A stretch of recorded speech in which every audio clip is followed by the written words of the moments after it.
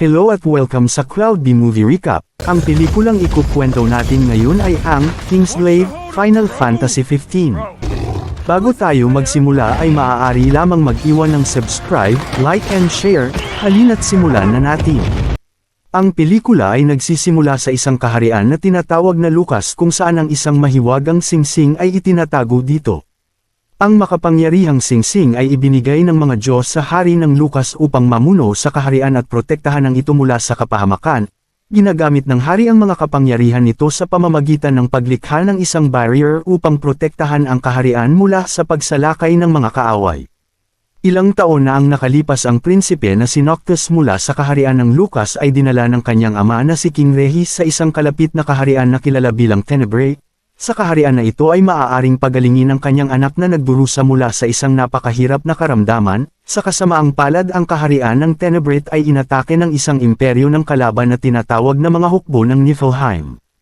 Ang hukbong ito ay pinamumunuan ni General Glauca na nagawang patayin ang reyna ng Tenebrae sa panahon ng pagsasalakay ni King Regis na nagtangka na tumakas kasama ang kanyang anak na Baldado at ang prinsesa ng Tenebrae na nagngangalang Lunafreya. Ngunit nagpasya siyang manatili dahil ayaw niyang iwan ang kanyang kapatid na lalaki, kaya silang dalawa ay nahuli at naging sakop ng pamumuno ng Niflheim. Makalipas ang 12 taon, nagpasya si Haring Regis na magtipon ng isang puwersa ng makapangyarihang mga mandirigma upang maipagtanggol nila ang mga lupain ng kaharian ng Lucas mula sa mga pag-atake ng mga hukbo ng Niflheim. Ang mga kalaban ay mayroong libu-libong hindi likas na halimaw na pinaamo para gamitin sa militar at labanan sa pagitan ng mga hukbo ni Lucas at ng Niflheim. Nakasentro ang pelikula sa isang sundalo na nagngangalang Nick, siya ay kabilang sa Kingsglaive. Ang Kingsglaive Armies ay isang grupo ng mga sundalo na nilikha ng hari na kombinasyon ng mga refugee at mga taong nawalan ng tahanan dahil sa pag-atake ng mga hukbo Niflheim. Ang pamilya ni Nick ay kabilang sa mga taong napatay ng Niflheim Armies, ngunit siya ay nailigtas at binigyan ng bagong layunin sa buhay. Tinupad ni King Regis ang kanyang ipinangako at katapatan sa Kingsglaive at binigyan sila ng mga pambihirang sandata na nagbibigay sa kanila ng mahiwagang kapangyarihan upang labanan ang hukbo ng Niflheim. Ngunit sa kasamaang palad ang hukbo ng Niflheim ay nagsimulang talunin sila sa pamamagitan ng pagpapakawala ng isang napakadelikadong halimaw na tinatawag na demonyo. Nang makitang hindi nila kayang ipagtanggol ang kanilang sarili mula sa mga malalaking halimaw, inutusan sila na umatras ng commander para sa kanilang pagtakas pabalik sa kaharian. Nakita ni Nick ang kanyang kaibigang si Libertos na papatayin ng demonyong halimaw at tinutulan niya ang utos ng commander. Nang bumalik siya upang iligtas ang kanyang kaibigan ay nakipaglaban siya sa isang demonyo. Ngunit kahit anong uri ng pag-atake ang kanyang gawin sa pakikipaglaban ay hindi pa rin mapapantayan ang lakas ng malaking halimaw. Ngunit sa kabutihang palad ay matagumpay na nailigtas ni Nick ang kanyang kaibigan at pareho silang sumama sa iba pang hukbo habang pabalik sila sa imperyo. Ang komandante ng Kingsglaive ay naghahatid ng masamang balita sa hari tungkol sa kanilang pagkatalo na ikinatakot ng hari. Alam nila na muli silang sasalakayin ng mga hukbo ng Niflheim at masasakop ito sa pagdating ng Chancellor Arden ng Niflheim bilang isang ambasador upang makilala si Haring Regis. Humahanga ang hari sa katapangan ng Chancellor na mag-isa itong dumating sa kanyang harapan. Ipinarating ng Chancellor ang mensahe ng kanyang emperador na gustong makipagkasundo sa kanila, ngunit ang kondisyon ng isang kasunduan sa kapayapaan ay dapat isuko ni Haring Regis ang lahat ng teritoryo ng kaharian ng Lucas sa imperyo ng Niflheim. Pangalawa, ang anak ng Haring Regis na si Prinsipe Octus ay dapat ikasal sa prinsesa ng Tenebrae na si Lunafreya. Dito nga ay nagkita-kita ang miyembro ng Kingsglaive at pinag-uusapan nga nila ang pagbibisita ng Chancellor ng Niflheim at kung ano ang pakay nito sa kaharian ng Lucas. Gumawa ng pulong ang hari sa kanyang mga opisyal para sa kanyang magiging desisyon, ang iba ay pinayuhan siya na tanggapin ang alok ng Niflheim para sa kapayapaan, dahil naniniwala sila na ito ang pinakaligtas na maaari nilang gawing aksyon. Ngunit ang ibang opisyal ay nakiusap sa hari na huwag silang sumuko dahil naniniwala sila na masama ang intensyon ng Niflheim sa kanilang kaharian. Ngunit ang Haring Regis ay napagtanto ang kahihinatnan ng gera laban sa Niflheim, kaya siya ay nagpasya na sumang-ayon sa alok at kondisyon ng Niflheim para sa kapayapaan ng lahat. Nang marinig ng miyembro ng Kingsglaive ang pasya ng hari ay nadismaya sila, dahil ang ibig sabihin nito ay ibinandunan ng Haring Regis ang kanilang pamilya sa ilalim ng pamumuno ng Niflheim. Ang babaeng nagngangalang Crow na miyembro ng Kingsglaive ay tinawag ng commander upang ipadala sa isang misyon sa Infiltrate Tenebrae, Kailangan ni Crow tulungan ang prinsesa na si Lunafreya makatakas para hindi ito mahanap ng Emperor ng Niflheim. Ngunit ang planong pagtakas ni Prinsesa Lunafreya ay nahinto nang pigilan siya ng kanyang kapatid na si Ravus. Sinisisi niya ang pagkamatay ng kanyang ina kay Haring Rehis kaysa sa imperyo ng Niflheim. Samantala patungo na si Crow sa Tenebrae ngunit namatay ito sa hindi maipaliwanag na pangyayari. Agad na pinuntahan ni Nick at Libertos ang bangkay ni Crow matapos nilang mabalitaan ang nangyari sa kanya. Dahil sa galit sinabi ni Libertos na hindi na siya miyembro ng Kingsglaive dahil sa sinisisi niya ang hari sa pagpapadala nito kay Crow sa isang misyon ng mag-isa. Dito nga ay nagsagawa ng pagdiriwang ang dalawang kaharian, at ito ang Emperor ng Niflheim na si Edela Aldercap. Nakipag-usap siya kay Haring Rehis tungkol sa kapayapaan. Kinausap ni Lunafreya si Nick at tinanong niya ito kung bakit hindi nagawa ni Crow na dumating sa tamang oras para sa kanyang pagtakas. Ipinaalam ni Nick na patay na si Crow, humingi naman ng tawad si Lunafreya sa kanyang nalaman. Dito nga ay kinuha si Lunafreya ng Niflheim General na si Glauca ang pumatay sa ina ni Lunafreya. Dumating na ang araw ng pagpipirma ng kasunduan ng dalawang kaharian at naroon na din si Edela Aldercap. Dito nga ay biglang ipinaalam kay Nick ang nawawalang si Lunafreya. Naghihinala si Nick na may kakaibang nangyayari kaya agad siyang nag-imbestiga at nalaman niya na ang mga hukbo ng Niflheim ay nasa labas ng kanilang syudad, ang ibig sabihin ay may masamang plano ang Emperor ng Niflheim. Dali-daling pinuntahan ni Nick ang hari at ipinaalam niya ang masamang plano ni Edela Aldercap sa kanilang kaharian.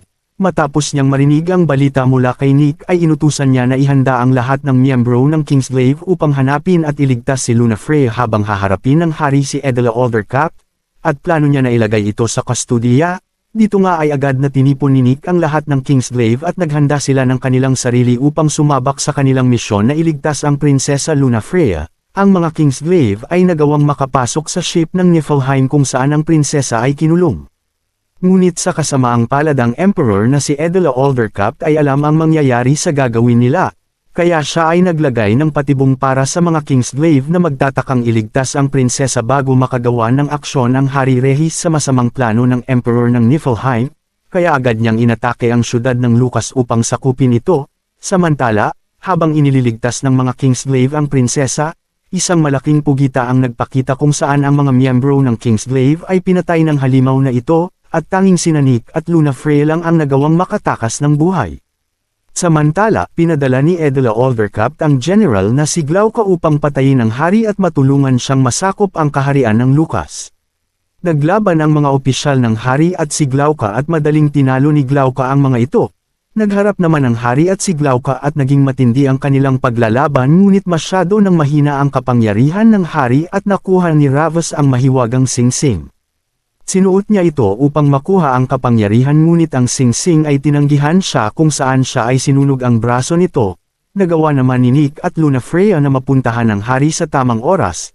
Nilabanan ni Nick si Glauca at sinugod niya ito ng iba't ibang pag-atake ngunit masyadong malakas si Glauca para sa kanya. Ginamit ng hari ang kapangyarihan niya at napabagsak niya ng bahagya si Glauca.